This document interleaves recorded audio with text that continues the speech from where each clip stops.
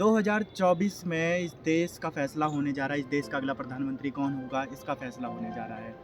NDA और India alliance के बीच ये बड़ा फैसला होगा। हालाँकि और कई छोटी-मोटी पार्टियाँ इसमें लड़ रही है, लेकिन पर जो लोकसभा का इलेक्शन है, उसमें इंडिया अलायंस और अभी तक एनडीए के बीच ही सबसे बड़ा टकराव होने को जा रहा है।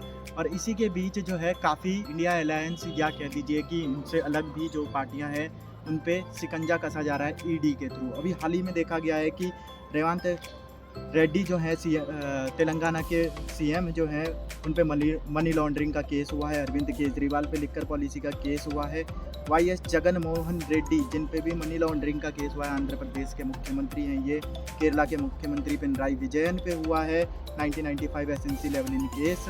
अखिलेश यादव जो पूर्व मुख्यमंत्री रहे हैं उत्तर प्रदेश के, उन पे गोमती रिवर फ्रंट प्रोजेक्ट पे। और महबूबा मुफ्ती जो पूर्व मुख्यमंत्री रही है Jammu and Kashmir bank scam का भी उन पे भी एक केस हुआ है। वहीं पे फारूक अब्दुल्ला उन पे भी एक BCCI to the Jammu and Kashmir irregularities का केस हुआ है।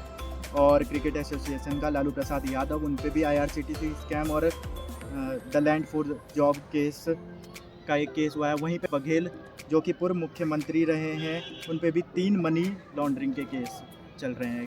और ईडी का ये शिकंजा जो है कहीं ना कहीं लगातार ओपोजिशन पार्टियां या जो रह चुकी हैं या पहले मुख्यमंत्री रहे हैं या अभी भी ओपोजिशन में है, उन पे कहीं ना कहीं ईडी जो है लगातार शिकंजा कसता जा रहा है। ये 2024 से पहले इतना बड़ा शिकंजा पहली बार देखने को देश में मिल रहा है। कहीं ना कहीं ये ऐसा लगता है कि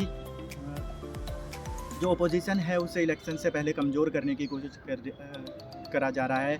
हालांकि ईडी है, ईडी किसी की होती नहीं है, लेकिन पर जो अभी तक आरोप लग रहे हैं जिन पे केस हुए हैं, चाहे वो अरविंद केजरीवाल ले लें, चाहे फिर रेवंत रेड्डी ले लें या जगन मोहन रेड्डी, इसी तरीके से पिनराई विजयन ले लें, ये सभी के सभी, या फिर हेमंत सोरेन की बात कर लें, ये सभी के सभी कहीं ना कहीं ईडी पे एक बहुत बड़ा धोखे का आरोप लगा रहे हैं। इनफैक्ट अभी जो है हेमंत सोरेन ने तो ईडी पे ही उल्टा केस करवा दिया। और फिर उसके बाद जो है आप लोगों ने झारखंड पॉलिटिक्स का देख ही रखा है कि झारखंड पॉलिटिक्स में क्या चल रहा है, तो उन्होंने ईडी पे ही उल्टा केस लगा दिया। तो क्या जो ये ओपोजिशन की पार्टियां हैं ये कहीं ना कहीं जो आरोप लगा रही है ईडी पे कि ईडी का गलत इस्तेमाल कर रही है सरकार, या ईडी जो है कहीं ना कहीं सरकार के साथ मिली भगत में हमारे साथ जो है स्कैम कर रही है, ये सब चीज़ें, ये जो आरोप लग रहे हैं 2024 से पहले ही क्यों? इलेक्शन को अभी 4 से 5 महीने बचे हैं और 3 से 4 महीने ही बचे हैं इलेक्शन से, और उसके बाद उससे पहले ही ये सब चीज़ें क्यों हो रही है? क्या आपको भी वही लग रहा है कि जो ओपोजिशन पार्टियां कह रही हैं, या फिर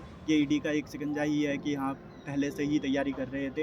हालांकि इसमें से कितने केस तो बहुत पहले से ही चल रहे हैं, हम ये भी नहीं कहते। महबूबा मुफ्ती तो इनफैक्ट उनके साथ ही थी, उनके संगठन में ही थी, लेकिन पर जैसी अलग हुई तो उन पे केस, हालांकि अभी तक तो यही जो है आरोप लगे हैं, लेकिन पर ये आरोप कितने सही होते हैं और कितने गलत, ये तो फैसला करेगी सुप्रीम कोर्ट।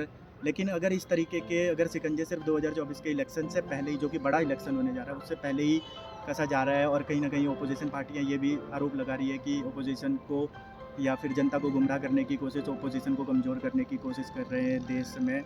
यहाँ तक कि कितने तो पत्रकारों पे भी ये केस हुआ है। हालांकि अभी तक तो सिर्फ आरोप ही है, देखते हैं कि आगे इसमें सुप्रीम कोर्ट क्या फैसला सुनाती है। अगर आप लोगों को देखना है तो आप लोग बने रहिए हमारे साथ, आगे कई शो आपको देखने को मिलेंगे इसी के तरीके से। धन्यवाद। मेरा नाम प्रभा।